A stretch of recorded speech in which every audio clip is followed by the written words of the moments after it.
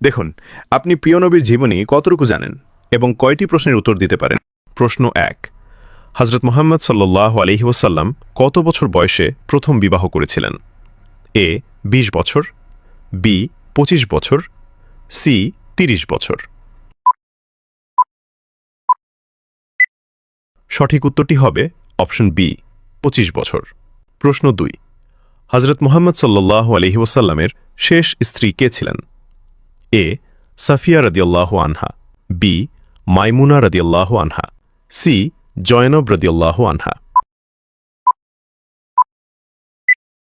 সঠিক উত্তরটি হবে অপশন বি মাইমুনা রাদিয়াল্লাহু আনহা।